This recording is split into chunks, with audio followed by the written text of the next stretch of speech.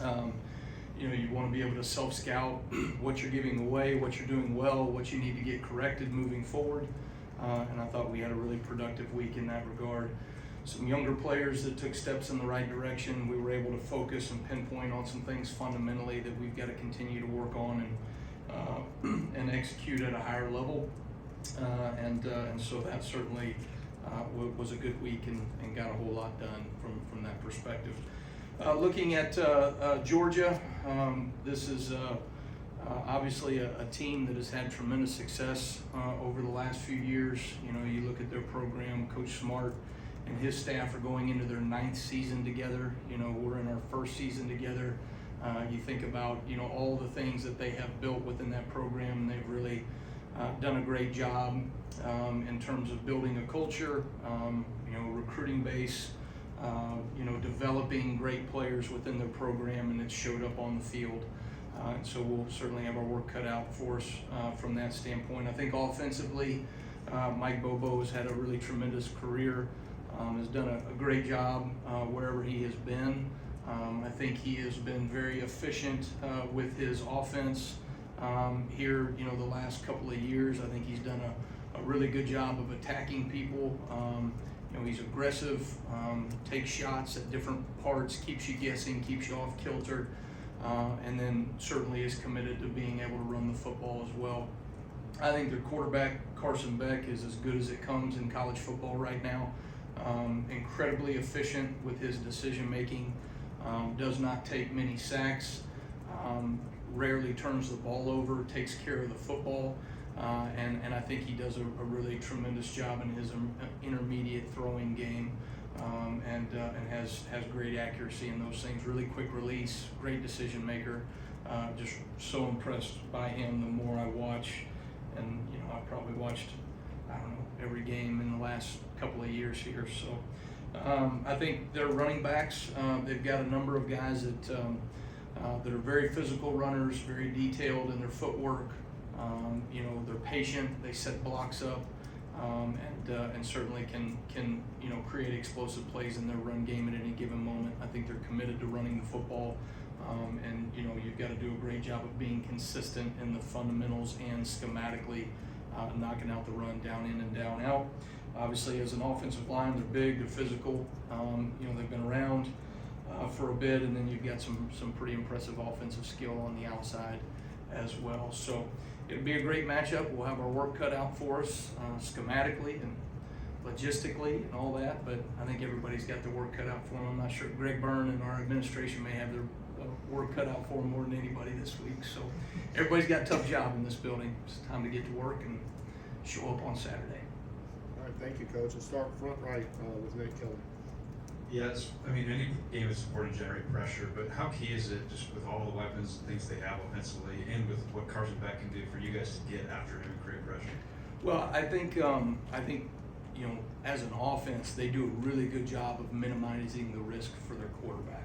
They get the ball out of their hand, they try to establish the run, they get the ball in the perimeter early. They will take shots, and they'll take shots early in the game, but you've got to find that fine balance of playing good, sound coverage and also not making the quarterback feel like he can just sit in the pocket and pick you apart. Long developing plays in the passing game, right? I think they do a really good job if he has time, right, and hitting most of those things, because he's incredibly accurate at different portions in the field, the short game, the intermediate game, and then certainly he can make the long throws downfield. I think this guy's a complete quarterback. He's really as good as I've seen the last couple of years here. So I think for us, we certainly have to be mindful of making him uncomfortable, but you want to make sure that you are not sacrificing things from a coverage perspective in order to get that done. Stay on the right side of Charlie.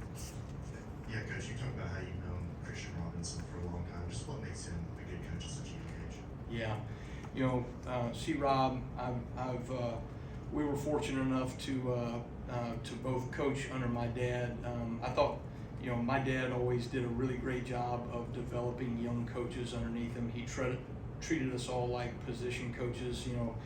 During his time at Ole Miss, he had myself, Christian, who's had a really tremendous career since he's left Ole Miss, and then DeMarcus Covington is the defensive coordinator for the New England Patriots, and then you've got Trey Scott, who's the D-line coach at Georgia. So those were the 4 GAs that my dad had over those couple of years there, and really I think Christian earned enough respect out of from my dad and the rest of the defensive staff to his second year get to coach the inside linebackers and really spend a lot of time with those guys on the field and in the meeting room. And I think that's a credit to who he is, the character that he has, the work ethic, and he's also a very smart ball coach that's got a bright future.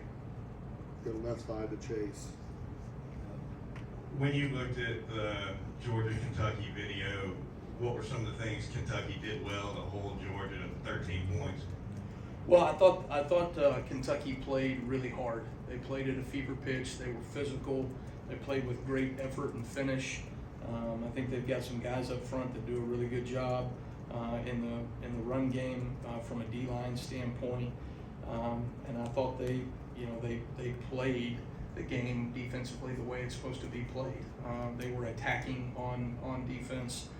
They didn't do too much. I think that's something you got to be mindful of against these guys. They give you a lot of window dressing and eye candy, whatever you want to call it. A lot of formations, a lot of shifts, a lot of pictures, and you've got to be able to fundamentally line up and execute, and yet at the same time do enough to be able to create negative plays and takeaways. And so there's a fine balance there, but I thought Kentucky did a really nice job of that. Back left side, Steven. Coach, you mentioned players taking steps forward in the bye week. How did Yonsei Pierre take a step forward? Yeah, I thought Yonsei continues to have an urgency when he comes out to practice to better himself and thus this football team. It's really rewarding and fun as a coach to see a young man mature right in front of you, and I think he is taking steps from a fundamental standpoint, understanding what we do within our scheme to maximize his opportunities when he's getting out on the field, and he's just becoming a more consistent football player across the board. All right, go back right over to Ryan. Coach, not a lot of teams have had success with Georgia over the past few years, but this Alabama team has last year as most recent. Do you rely on those guys, Malachi, Deontay, maybe even Coach Saban, what you picked his brain on, what's the secret against Georgia? Well, I think certainly the experience of our players being in big moments. They've played in the SEC. They've had success in the SEC. They've had success against Georgia.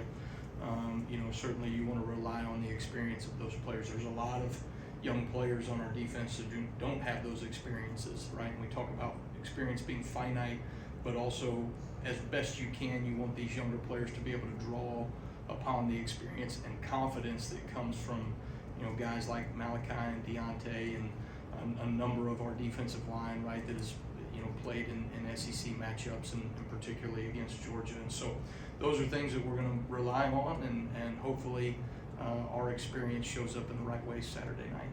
Go to Colin on the front side, left side. Thinking, obviously, this is a defense you said that, have a reputation of takeaways, swarm defense.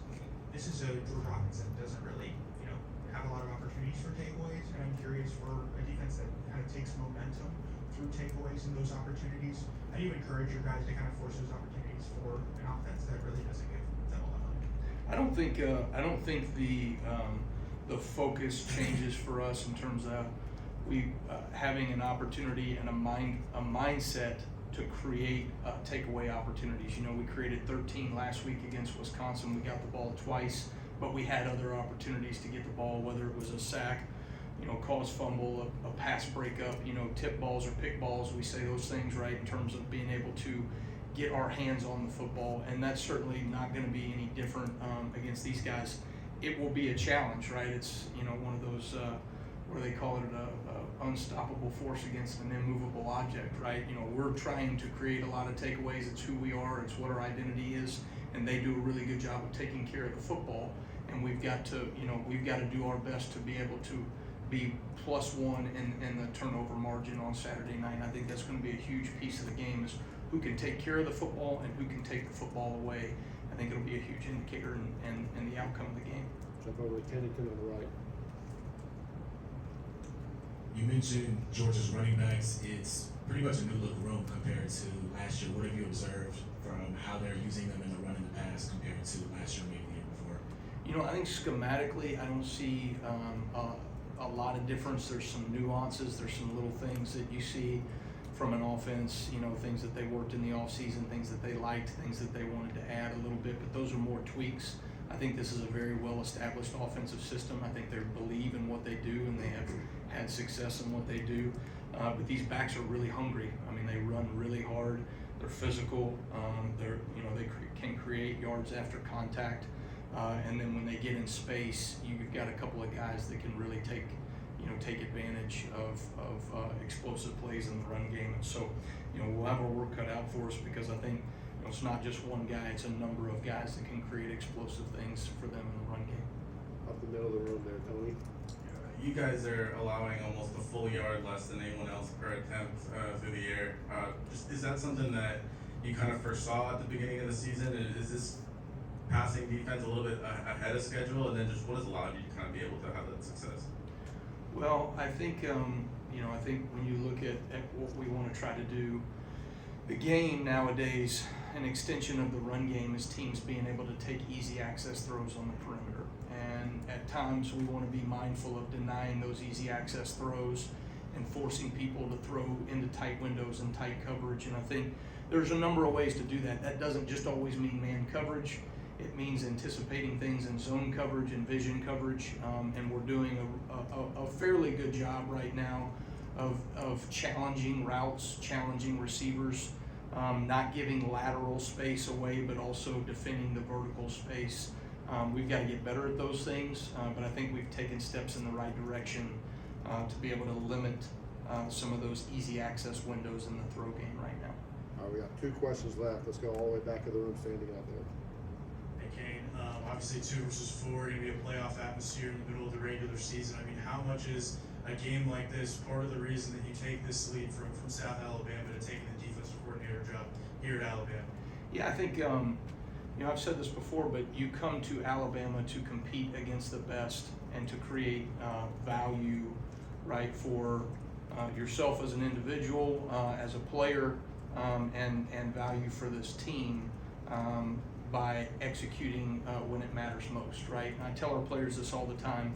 The greatest players always step up in the biggest moments, and whether that be in a critical third down or critical SEC matchups or red zone or taking the ball off of people, whatever it is, right? These are the opportunities that are given for players to be able to step up in the biggest moments. And as coaches, we're no different. We want to be able to compete against the best. There's things we do schematically, fundamentally, culturally, right, that you want to be able to get a group of young men to all pull the rope in the same direction and then show up on game day and see what that looks like on Saturdays. And so we're working our tails off right now to maximize our opportunity for success on Saturday as a coaching staff and as a group of players, and then let the chips fall where they may in a couple of days here. All right, so our last question real quick, Joe. Coach, you talk about miscues in the run game so far. When you assess the misfits over the last 3 weeks, would you assess them to mental errors, to physical deficiencies, lack of experience in the system, or maybe something else? Yeah, I think you can't point to any one specific thing. There's a number of things as you're building a new defense and guys getting comfortable, particularly in the run fit. From stopping the run, we're talking about a game of inches, right? Hand placements, techniques, alignments, and then making sure that you have proper leverages across the board. And so there's little details that fundamentally we need to improve on to get ourselves better. Certainly from a schematic standpoint, I think some of the pressures that we're running, we have not been as efficient or effective enough to be able to knock out the run. Those are bullets that sometimes I'm going to use in the run game, and when I use those bullets, we need to be able to efficiently execute those things, and we have not done it to the level that I think we're capable of. Some of that is the growing pains in a new defense, but certainly we need to have an urgency to take steps forward across the board, and I think that we've maximized the bye week in doing that, but those things got to show up as we navigate into SEC play. All right, thank you, Coach. Okay, thanks guys. Roll Tide.